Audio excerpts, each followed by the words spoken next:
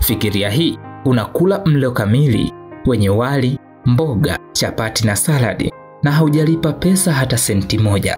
Badala yake unatoa taka ya plastiki tu. Hii si tu njia ya kupata chakula, bali ni wazo jipya linalounganisha ubunifu wa kijamii, uhifadhi wa mazingira na kusaidia maisha ya wasiojiweza. Hii ni hadithi isiyo ya kawaida ya jinsi ubunifu unavyoweza kuunda suluhisho la matatizo mawili makubwa, yaani njaa na uchafuzi wa mazingira. Katika jiji la Ambikapur, jijini Chhattisgarh, India, watu wenye njaa hupata mlo kamili bila kulipa pesa, bali kwa kubadilisha taka za plastiki walizozikusanya. Mgahawa huu maalumu unaoitwa Garbage Cafe au mgahawa wa taka ulizinduliwa mwaka 2019 ukibeba kauli mbiu taka zaidi, ladha bora zaidi. Kila siku watu hupeleka mifuko ya plastiki, chupa na vifungashio vilivyotupwa. Kwa kilo moja ya taka za plastiki hupata mlo kamili wenye wali, mboga 2, chapati, saladi na achari. Na nusu kilo ya plastiki hubadilishwa kwa kifungua kinywa kama sambusa au kitafunwa jamii ya maandazi.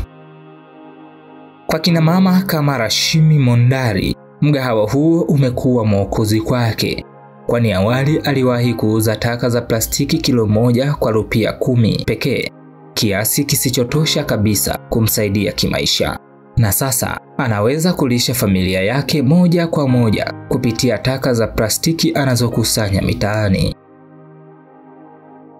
Ndiyo, kwa mujibu wa Vinod Kumari Patel, msimamizi wa mgahawa huo, kwa niaba ya halmashauri ya jiji la Ambikapur AMC, lengo lilikuwa kutatua matatizo mawili: njaa kwa maskini na taka za plastiki mitaani. Wengi wanaonufaika ni wasio na makazi na wanakusanya taka. Kwa wastani watu zaidi ya 20 hulishwa kila siku. Tangu kuzinduliwa kwake, mgahawa huo umekusanya karibu tani 23 za plastiki. Kiasi hiki si kikubwa kulinganisha na taka zote za plastiki za jiji, tani 226 mwaka 2024, lakini kimepunguza kiasi kinachoishia dampo kutoka tani 5.4 mwaka 2019 hadi tani 2 pekee mwaka 2024. Unajiuliza, plastiki inayokusanywa inapelekwa wapi? Ndiyo, plastiki inayokusanywa mgahawani hapo hupelekwa kwenye vituo maalum vya ukusanyaji taka. Kuna vituo 20 ambavyo hutenga taka katika zaidi ya makundi 60 kwa ajili ya uchakataji ili kutumika tena. Vituo hivi huajiri wanawake 480 wanaoitwa Swachhata Didis, yaani ndugu wa usafi, wanaokusanya taka nyumba kwa nyumba na hulipwa rupia 8,000 ambao ni sawa na shilingi 200,000 na 22,152 hadi rupia 10,000 ambao ni sawa na shilingi 277,690 kwa mwezi.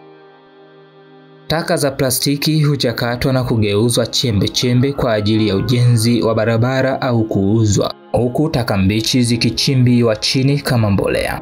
Takribani tani 50,000 za taka kavu, yaani plastiki, karatasi, chuma, taka za elektroniki zimekusanywa tangu mwaka 2016. Mfumo huu umepewa jina mfano wa Ambikapur na sasa unatumika kote jimboni Chhattisgarh. Jina langu ni Hamza Msaji, mtayarishaji na msomaji wa makala hii. Hii ni Morning Launch ya IAA TV.